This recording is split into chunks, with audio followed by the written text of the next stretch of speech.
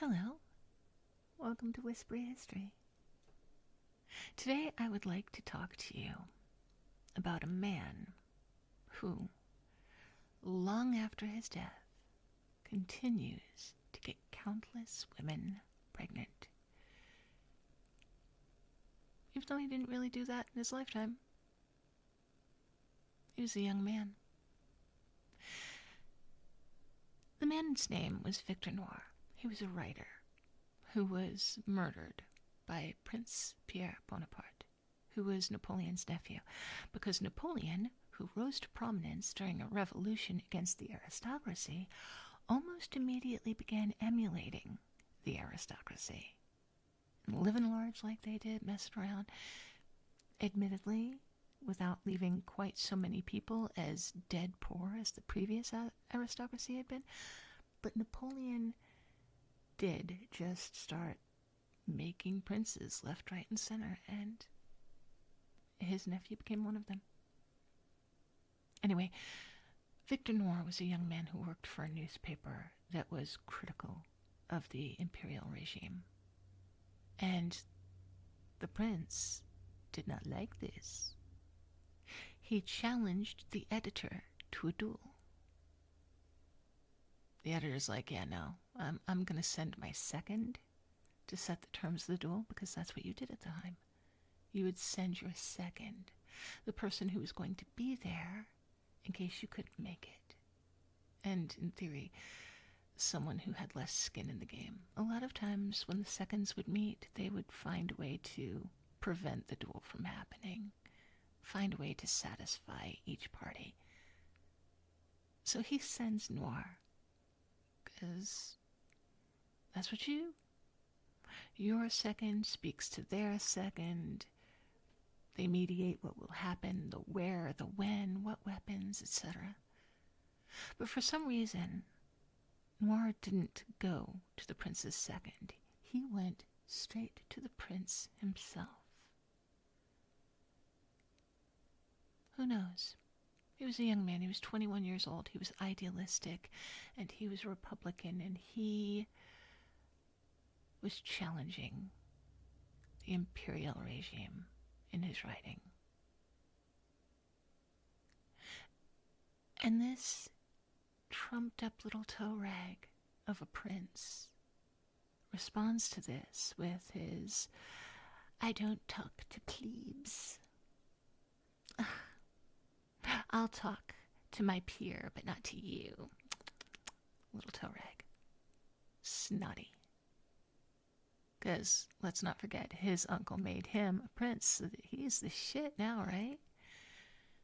I tell you what, even his own party could not stand this little asshole. And so Noir is all like, yeah, no, I'm the guy. He sent me. Here's the letter that says he's sending me. You talk to me. And for that insult, for saying, you talk to me, that little prince slaps Victor and then shoots him dead at the age of 21 years old. So now, Noir is a martyr. He becomes a hero or whatever of the people of Paris. They're calling for the prince to face charges, and he did. But he basically said, yeah, nah, he hit me first. And who's going to argue? The only people who were there were the prince and his friend, and Noir and his friend. And the prince's guy wasn't going to go against what the prince had to say, because he's the prince. And also, we've just established he fucking shoots people who say things he doesn't like. So, the prince gets off scot-free. But Noir is such a hero that his funeral is treated like a state event. Like 100,000 people were there. And for years afterwards, politicians who were running for office would pull his name out of their bags in order to use his clout They'd be all like, yeah, and what I mean, we were tight. I was at his funeral, poor bastard. What about you? Yeah, how about your vote? So, the prince is found guilty, and people are pissed off, and they're getting violent. And now, things have settled down, and they want something to memorialize this guy. A regular old tombstone is not going to cut it. One of the most famous sculptors in his time agreed to make a statue of Noir in super realistic detail.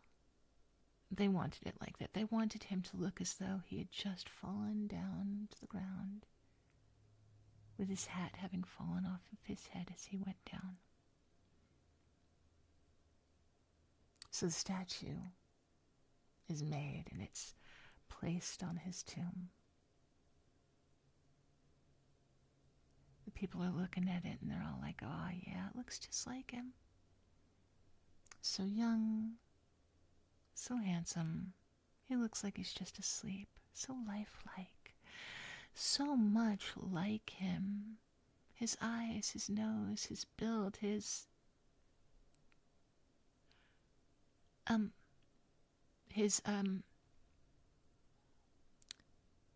Dude, are you seeing what I'm seeing?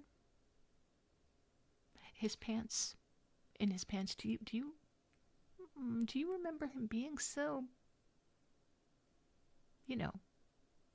packing?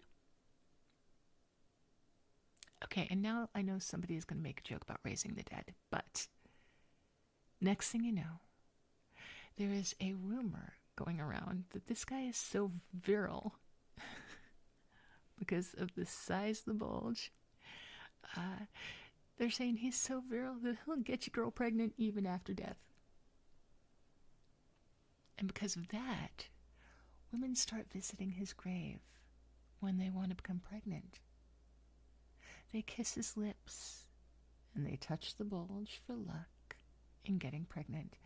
And when they do get pregnant, they come back, and they put a flower in his hat to say thank you.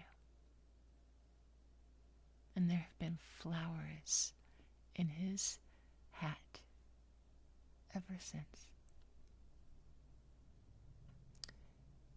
They do get pregnant. They come back again and again.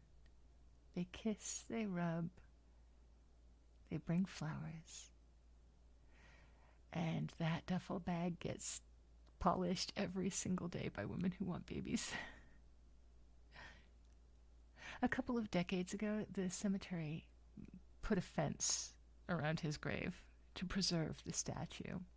But there was such a public outcry that they had to take it down again so that people could still keep getting pregnant. By the guy who was literally the messenger who got shot. And that is the story of Victor Noir, the dead guy who gets women pregnant. I hope you enjoyed this whispery history. You take care.